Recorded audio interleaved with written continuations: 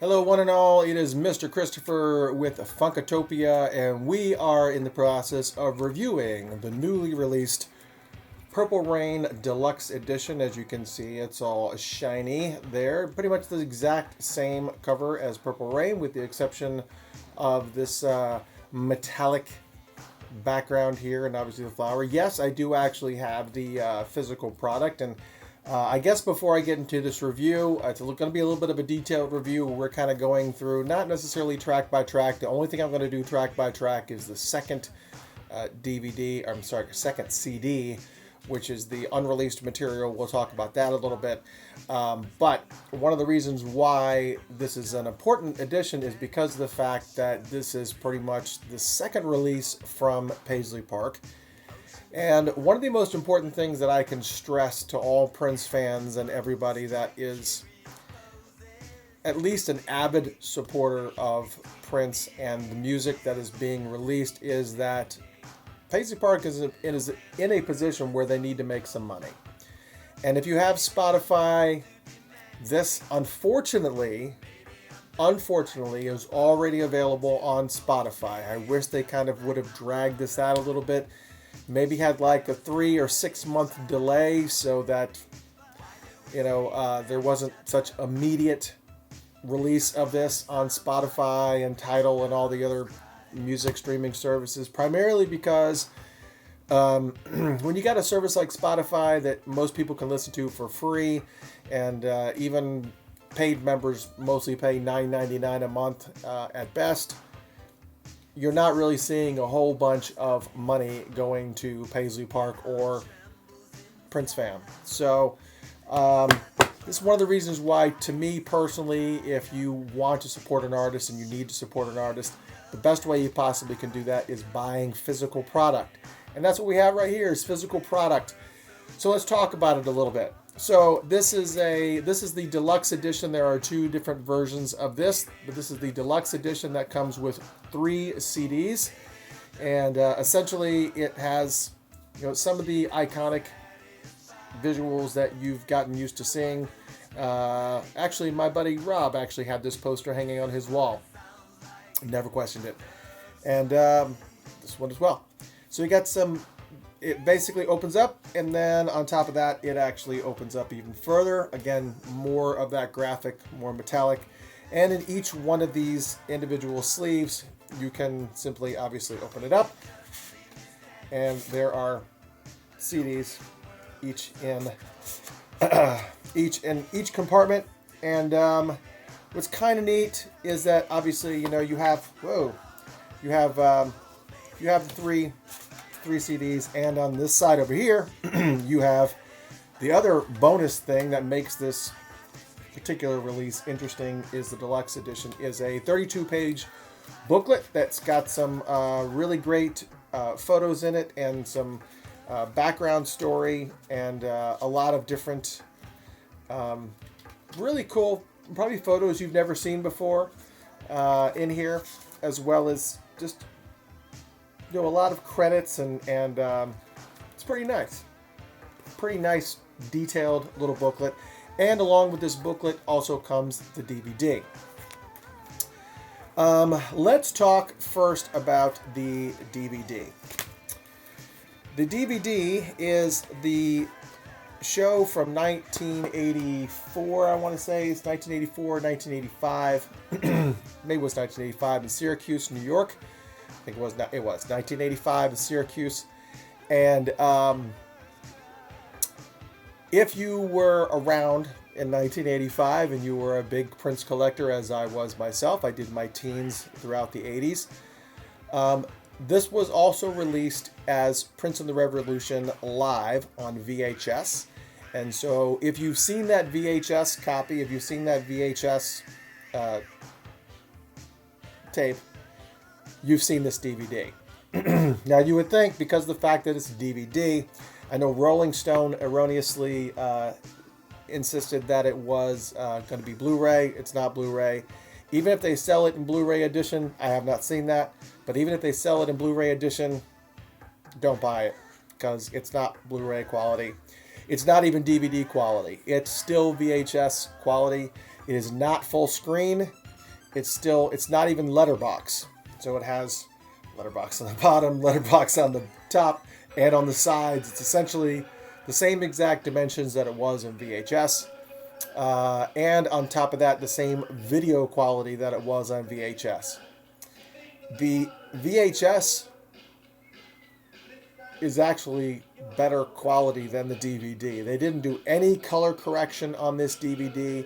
They didn't do, essentially it's like a direct to DVD recording from the VHS. And, you know, avid Prince fan, hardcore Prince fan, have nothing but love for all things Prince. However, let's be totally honest, wasn't really too happy about that particular part of it. Still a great video. If you love the Purple Rain era and you love the Purple Rain concert, it's still a great video to watch. But a lot of washed out colors, and you know, this is back in the day when the cameras really couldn't color correct when the blue lights were coming down too hard. It couldn't make a lot of details, and it was like fuzzy, and I mean, it literally is it's just a poor quality video. And I know that there exists some other video that's out there that's even the one that they had recorded, the black and white one that they have that you've seen out there from Capitol Theater from his previous tour was better than this. Regardless, that is the DVD that comes with it. So now, that's the only negative thing that I'm going to say. Okay, we got that out of the way. Now let's talk about the CDs. CD 1 is Purple Rain. It was actually the last thing that Prince worked on before he passed. He actually did the remastering of Purple Rain. It was one of the final things that he really kind of finished and just kind of got out of the way.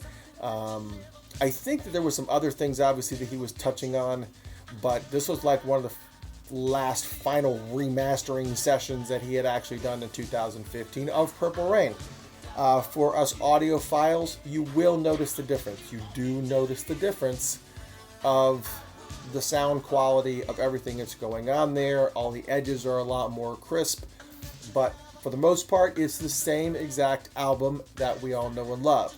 It's just cleaner, good sound quality, a lot more crisp, and same exact track listing. Was a little surprised. Thought that there may be, like, for instance, the long version of Let's Go Crazy may have been remastered and put into this mix.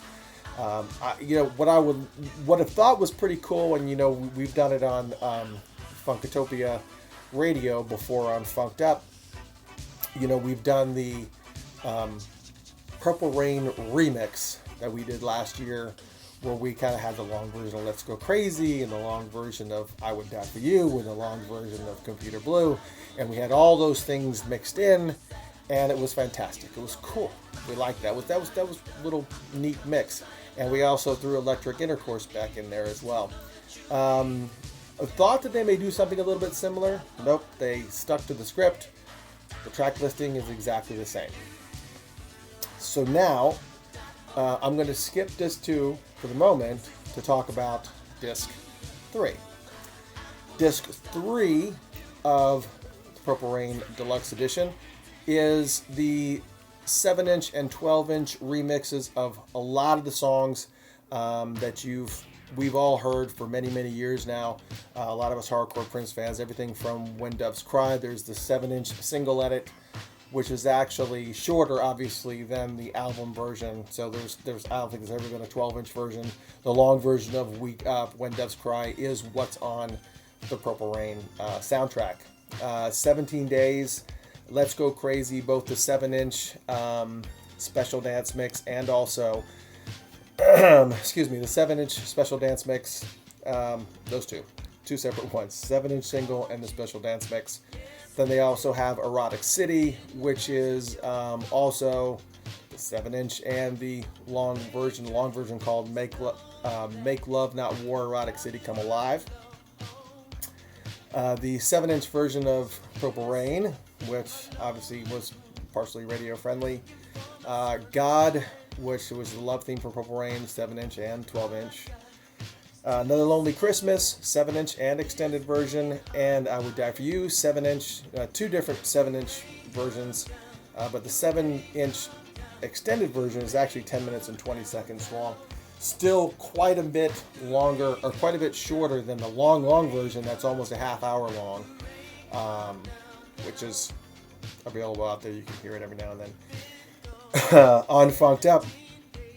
And then Baby I'm a Star, the 7-inch version, and Take Me With You, the 7-inch version. So that brings us to the second CD, which is by far the most important CD of this collection. Again, the second CD is called From the Vault and Previously Unreleased. Let's see if I can get you a little picture of it. I wasn't really going to make too much of a difference, but here it is right here. This is From the Vault and Previously Unreleased. That is the second CD. And the interesting thing about the second CD is that it had quite a bit of, this is kind of the back of the CD here, had quite a bit of interesting releases that were on this particular CD that I thought were,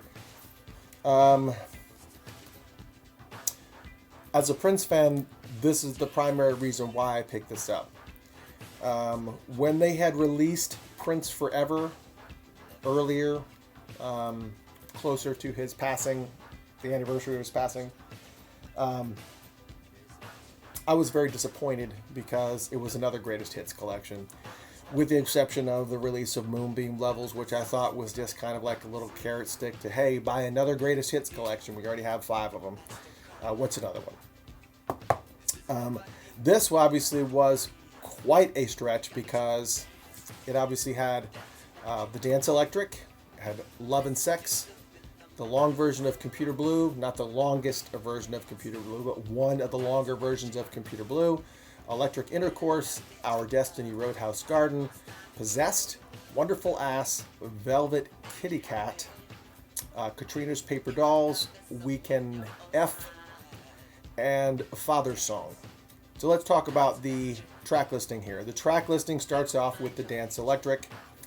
Dance Electric is a song that Prince had given to Andre Simone and that Andre had actually put on his third studio album called AC. It was the first song that Prince had ever written for Andre, and as far as I know, the only song that he's ever written for Andre. Andre even had his mother ask Prince to write him a song because he obviously was, he just was a little bit too, he was a little bit too proud to kind of do it himself, so he had his mother do it. His mother asked Prince for a song, and Prince gave him the Dance Electric. Now, even though Andre had a lot of success with that song, everybody pretty much knows that it's Prince's song. Not much variance in the difference between Andre's version and Prince's version, with the exception of Prince's version being very long, at 11 and a half minutes long. So quite a long track for this. The next song up, obviously, was on disc 2 is Love and Sex. Not a lot of history for Love and Sex. This was actually a surprise to me, because it's one of the few songs on this CD that I never knew existed, with the exception of what was listed on Prince Vault. There's no real history on it other than an engineer named Peggy McCreary, who had, by the request of Prince, gone out and purchased a Yamaha DX7 specifically for the use in this song. I guess it was a very, very specific sound that he wanted off of that keyboard for this song. And I honestly had never heard this song. Total surprise. Very, very cool. I like the fact that it kind of came out of the blue and that there was no real pomp and circumstance with it.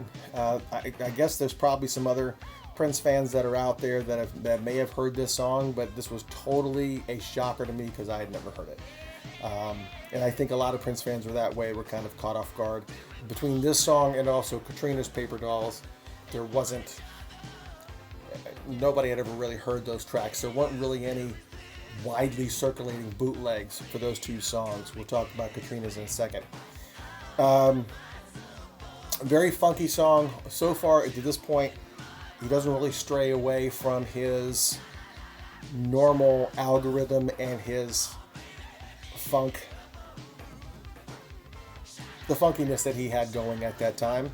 So I think that that was a recipe that was working really well for him, because there was a lot of music in that 1983 to 1986 era that was just so funky that a lot of people kind of felt like that particular phase of Prince was really what defined Prince and what gave Prince the label of funky. Now, obviously, over the years, he's had lots of funk tunes, but you know, this was definitely the era where he was definitely in the zone, and Love and Sex and Dance Electric being a couple of them. But it's not over yet, because the next track we have on Purple Rain Deluxe Edition is Computer Blue. This particular version is called the Hallway Speech version. It's over 12 minutes long, 12 minutes and 18 seconds long, and it's not the longest version on record of Computer Blue. There was a lot of different varieties of Computer Blue that were recorded at different studios. Surprisingly, all of them very, very, very similar in song, in structure, which, you know, a lot of times you hear songs and, you know, when people record them so many times at different periods and different days, there's quite a bit that changes. That wasn't quite the case with Computer Blue. There was a lot going on, and a lot of it maintained the same structure. There is a 16-minute version that does exist that we play occasionally on Funked Up. This one is a 12-minute version, a little bit cleaner. Obviously, the studio version of it, very cool, and a little bit more along the lines of what we're used to hearing for that particular song. That song is obviously very, very cool. I don't have to tell you about Computer Blue because you already know it. It's part of the Purple Rain persona and the soundtrack, obviously. The next song has a little bit of history to it, Electric Intercourse. That was supposed to be in the Purple Rain movie, but it was replaced by The Beautiful Ones. And I'm not exactly sure what the decision process was for that. I do know that the album had a lot of edits. It could have been longer, but the Electric Intercourse was supposed to be on there, and it was replaced by The Beautiful Ones. I think he just kind of moved it to the back seat. The only version that most people had ever heard was just the live version that they had recorded at First Avenue, which is where they kind of get a lot of that recording that you hear on Purple Rain, like the soundtrack, like Baby I'm a Star, and also the title track, Purple Rain. And so, needless to say, and the same thing with Computer Blue. Computer Blue was going to be that long, was going to be like this 10, 12-minute long thing. And what it ended up being was shaved down to the current length that they had on the soundtrack in order to make room for Take Me With You. Take Me With You has a history all its own. You've heard me talk about it before, about Vanity that was supposed to be in the movie, and she wasn't in the movie, and then she ended up supposed to be part of supposed to be that second voice on Take Me With You, and they ended up using Apollonia instead, and Prince just wasn't too thrilled with the whole vocals that were happening. Had to pull in Susan Rogers to kind of mix things out and kind of get it sounding right. So needless to say, Take Me With You has quite a bit of history to it as well. But anyways, so that's the story with Electric Intercourse. Again, one of those songs that was supposed to be that kind of cool, kind of middle of the line, not slow, not fast type of track, ended up being replaced. But it's okay, because here it is years later, and we finally get to see it. The next two songs are actually together as one, and that is Our Destiny and Roadhouse Garden as one track. There was an album that was in the works for 1988, 1989 called Roadhouse Garden, and these were actually two songs that were supposed to be on that album. That album is still never seen the light of day, But luckily for us, these tracks are still coming out and they're still seeing the light of day as time goes on. So what's kind of cool is that there's a lot of history with Our Destiny. I know that it was originally recorded by Prince, and he kind of did a lot of stuff, and it was eventually Prince's vocals were replaced, and by Jill Jones and Lisa, and it just kind of stayed that way. I guess Prince liked it, and they kind of left it in place. And they played it live, and I think every single time they played Roadhouse Garden live, which wasn't a whole bunch of times, but every time they did play Roadhouse Garden live, Our Destiny was always in the front of it. So it was what it was. There wasn't always... I think Our Destiny really was not in the bootleg arena too much. However, Roadhouse Garden was. And the only version that had been floating around was kind of like a live, really kind of badly recorded version. But a lot of people had heard it, so it's nice to hear a clean, nice, crisp version on this wonderful CD. Which leads us to the 1983 version of Possessed, which is the next track on this. Possessed, again, one of those interesting tracks that kind of happened in Minnesota. Was supposed to be used for Purple Rain, or used somewhere in Purple Rain. I know that the only place you're going to see this, they did include it in the live DVD that's included with the deluxe edition. So you will hear it in that concert. But for the most part, I don't know where it was supposed to fit in the Purple Rain realm of things. But I think that they kind of polished the edges out, and Possessed really didn't kind of fit what was happening. It was a song that Prince dedicated to James Brown. There was some love there that Prince was showing James Brown, so what are you going to do? Wonderful Ass, that is the 7th track of 11 tracks on this second CD. Wonderful Ass, again, was one of those...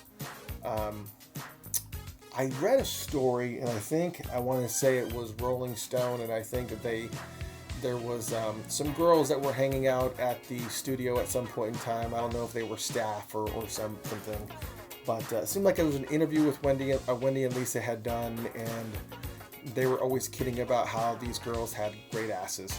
And so Prince had written this song,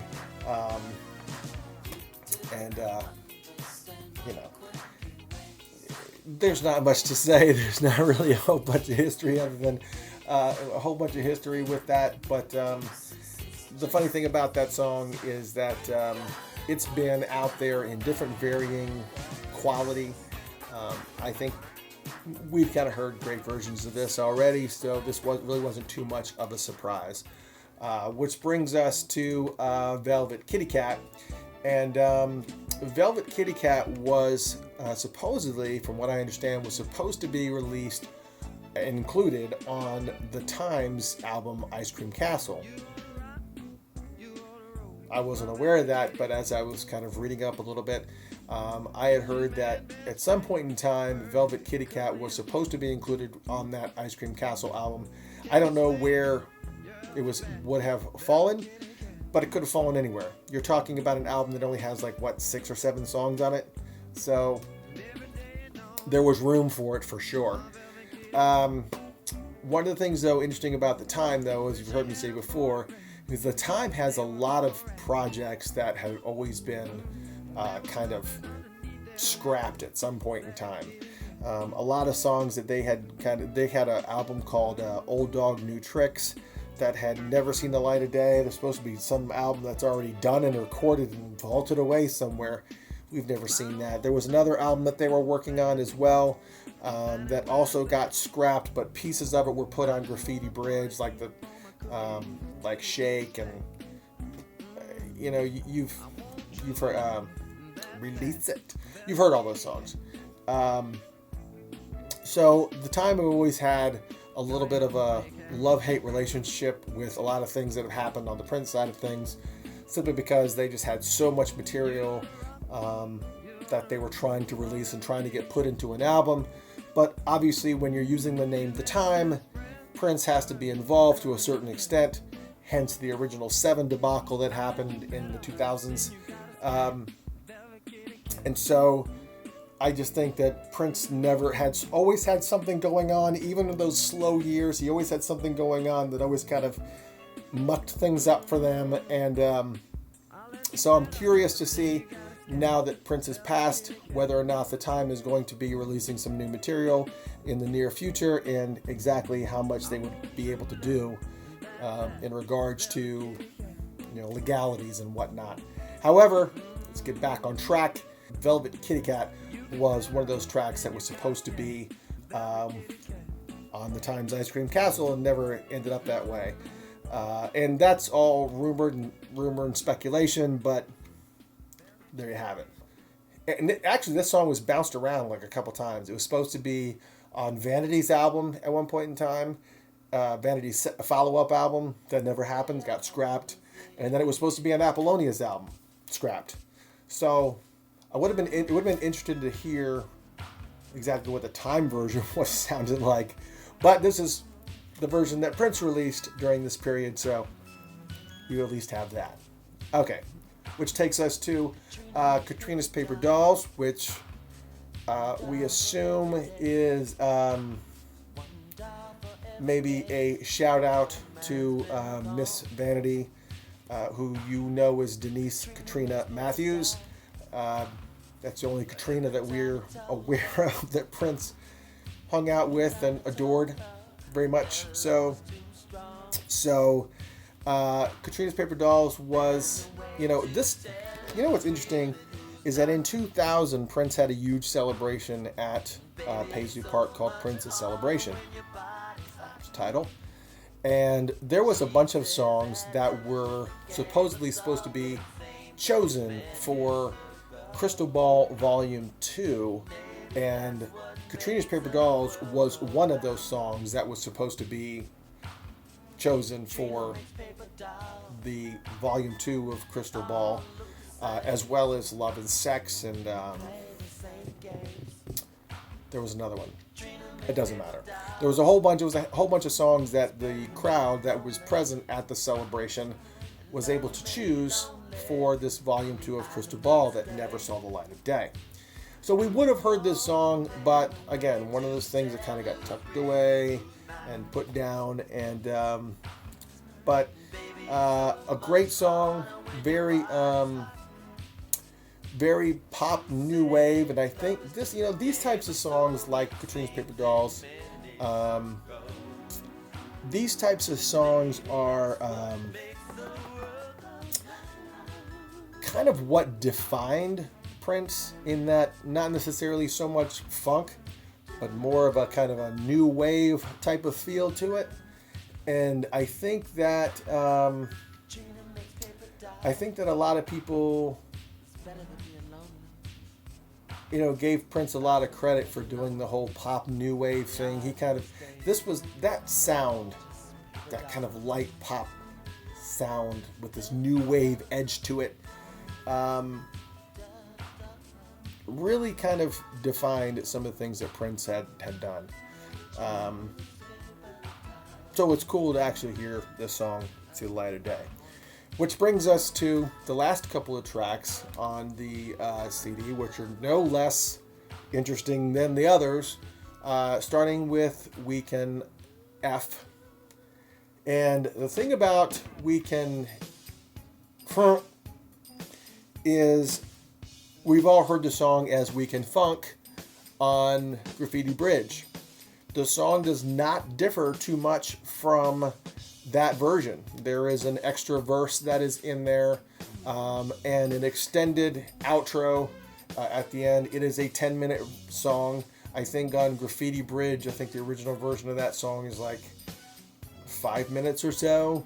So this is an extra 3-4 minute additional outro that happens on this song that is very, very charged and sexually, A couple of things about this. There was a lot of this song has been through so many iterations. Obviously this version of the song was really kind of polished up. I know during the whole formation of it, during the process of Graffiti Bridge, George Clinton was involved in the vocals of it. He did add background vocals, so you could hear him in the background on the Graffiti Bridge version of it. But he did a lot more than what you're hearing on the song. There was actually pretty extensive presence from George Clinton on this song. But, at one point in time, and there's also, at one point in time, he had brought Mickey Free, that you know from Shalimar. Actually, he has much more of a hard rock background. He used to play in a band called Smokehouse, and he was discovered by Gene Simmons of Kiss. And Gene Simmons took Mickey Free and his band Smokehouse on tour with Kiss, and Smokehouse was opening up a lot of concerts for them. And then I guess there was an opportunity. I don't know how he found out about this opportunity, and he left the rock and roll world and went to work with Shalimar just in time for them to hit pretty big success. But anyways, Prince brought Mickey Free in to actually record vocals on this as well. So there's so many different iterations. Even Andy Allo has an acoustic version that she kind of released in, I think it was 2011, called We, O-U-I, We Can Love, L-U-V. And you can still find it. Matter of fact, we'll probably find a little clip of it and we'll play it right here in this section here. I could tell you stories till you get tired. I could play with your mind, but you would probably say that I was a liar, so I won't waste your time. I'm scared. Okay, so that's so there's been so many iterations of this song and so many weird things happening with this track. It's kind of refreshing to kind of see the original version brought back out. But here's an interesting thing I'll say about this. I find it hard to believe that Prince gave the nod to release this. Even though this was recorded during that time in 1983, 1984, so it still falls in the mix. Prince was in a totally different headspace before he passed. He had already been at the forefront of getting close to going up on 15 years now. The last dozen to 13, 14 years of his performing career, he stopped cursing from the stage. Once he did Rainbow Children, and he became a little bit more involved and cognizant of some of the spiritual impact that he was having on people. It kind of took a lot of people off guard. I know Questlove tells a story about how he was playing on they were playing and he messed up and he cursed. Questlove messed up and he cursed, and Prince told him not to curse, and Questlove like, I learned that word from you. And that really hurt Prince's feelings a lot. Really kind of affected him quite a bit. So he made a lot of really, I hate to reuse that word again, but it's the most apt word for it, is cognizant choices about not using profanity from the stage. So I find it hard to believe that the inclusion of this particular song was Prince's doing. It's the one song that I kind of scratch my head and go, I doubt it. But needless to say, it is there. There's a lot of positive reviews that people are having about this song, because it definitely, you get to hear it in all of its rawness. And for those of us who've been following Prince since the 80s, and some of you people who've been following it since the 70s, I'll be honest and say he first came on my radar about 1983. It's a lot of stuff and that he's got out there, and so we've heard all of it. So we've all heard Lady Cab Driver and went, what now? What? So needless to say, glad to see it on here. I think it's a historical accuracy, but definitely not one that he probably put on there or probably decided to put on there. I'd be shocked, actually surprised, if he put that on here himself. And which brings us to the last song of disc 2, which is Father's Song. It is an unfinished song that his dad had written, and apparently, from what I understand, again, I read a lot of different articles and pieces. His father had actually come into the studio and they actually worked on it in Chanhassen together to finish it up and get it to where it was a good recording sessions.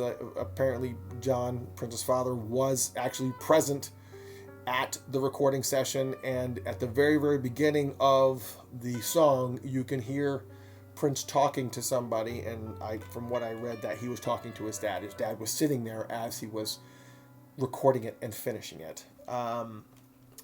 Very cool song. It's 5.5 minutes of really beautiful stuff. I mean, it's right up there with Alexa de Paris and any of the other classics that he has.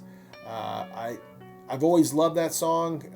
The longest version we've heard up to date was what was included in Purple Rain as part of the movie in the background, but we've always just had just like a little teeny snippets, like 1.5-minute snippets, and they were horribly recorded. It was like a recording of a recording of a recording on a cassette tape on an 8-track recording. It was like so bad. So it's really nice to hear these crystal clear 5.5-minute clean start to finish version of that song. Very happy. So all that being said, it's here. Purple Rain Deluxe Edition, 3 CDs. First CD being Purple Rain As You Know and Love It, but remastered by the man himself in 2015. One of the last final things that he was working on, one of the last final things that he was putting together before he passed. Disc 2, From the Vault and Previously Unreleased, which we just talked about in detail. Disc 3 being single edits and B-sides. All the songs that we've heard for many, many years that are all cult classics and favorites, such as 17 Days and Erotic City, and God and Another Lonely Christmas. One other surprise that kind of took me a little bit off guard was the lack of the presence of She's Always in My Hair. So that was released right in that mix, so was a little caught off guard that wasn't on there. Thought it may be. It's not. And then the 4th disc being a DVD, which is the concert recording of Purple Rain from Syracuse in 1985, from pretty much a direct VHS to DVD video without any color correction or presentation. It's like literally like they took the VHS and they stuck it in there and they put the DVD-R in there and said play, record, and that's what you got. Not even full screen. So needless to say, there were some shortcomings on this.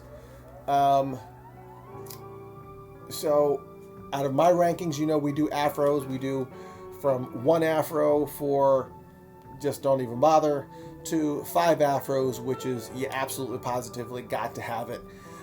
For this particular release, Purple Rain Deluxe Edition, we're giving it 4 out of 5 afros.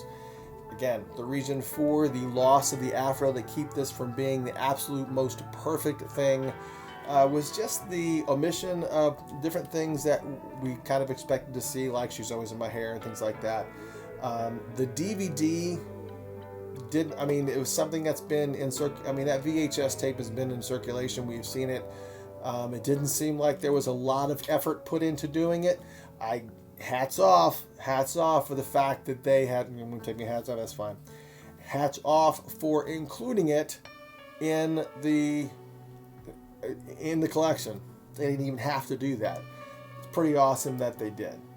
But, that all being said, very cool, very, very cool collection. I just think that, if we were doing half stars, I would give it 4.5 stars. Okay. I just think there could have been a couple more things that could have been done, but for the most part, as a Prince fan, if you are a Prince fan, you have to have this. If you are only listening to it on Spotify, you are doing yourself a disservice. You need to go out and you need to purchase it for a variety of reasons, not only because of the fact that you have to have it, because as a Prince collector, you have to have it, but on the same note, you're also not doing a service to Paisley Park and Prince's homage. You want Paisley Park to continue releasing these great, awesome stuff that we have been asking for and begging for from the vault. You have to make sure that you support them monetarily and make sure it's taken care of, because if they're not seeing the feedback and they're not seeing the monetary rewards for going out of their way to do stuff like this, it's going to stop. And you don't want them to cut off that faucet. You need to support Paisley Park in every single way possible, and that's the reason why I graded it as highly as I did. If I wanted to be a nitpicking jerk, I could have gone lower, but I'm not, because I'm very, very glad to get this. I think this is an awesome addition to the collection. I think the disc 2 is fantastic, with the release of so many songs, at least 4 songs that I never really heard good versions of. Father Song, Love and Sex, Katrina's Paper Dolls, a good version of Velvet Kitty Cat and Our Destiny. Great stuff. And we're obviously hardcore Prince fans. There are other people out there who are not so much huge Prince fans, but love Prince. There's a lot of stuff here. There's a lot of good material here. Go out and get it. Purple Rain Deluxe Edition. That is your long, extensive review of this fantastic 3 CD, 1 DVD collection. Go pick it up right now. You can probably do it via the link below. If you're looking at the Funkatopia website, we'll probably put this on the YouTube channel as well. But the link will be below, so you can actually purchase it there. Get it, man. It's awesome. It's good stuff. Meanwhile, you love Prince. Make sure that you head to Funkatopia. Go to funkatopia.com, Funkatopia.com. Click on Funk Radio and download the Funked Up app for iPhone and Android, or just listen online if you're too lazy to do that. We play Prince from 6 to 12 Eastern Standard Time. That's 6 a.m. to 12 p.m. and also 6 p.m. to 12 a.m. So you can listen to Prince 12 hours a day on the Funked Up app, commercial free. Commercial free for now, you never know. You never know. So you can listen all day long, as much as you possibly want, to funk music all the time. 24 hours a day, 7 days a week, commercial free. You gotta love it. You can listen to it all and Funked Up, including tracks from this very album. But again, support them. Go out and buy the physical product, please. Beg of you. You'll love it, and you will actually hear the audio difference. He didn't do this remastering so that you could listen to 128-bit MP3 files. Go out and purchase it and listen to the difference. It's fantastic. So for right now, it's Mr. Christopher signing out with Funkatopia. Go get it now. See ya.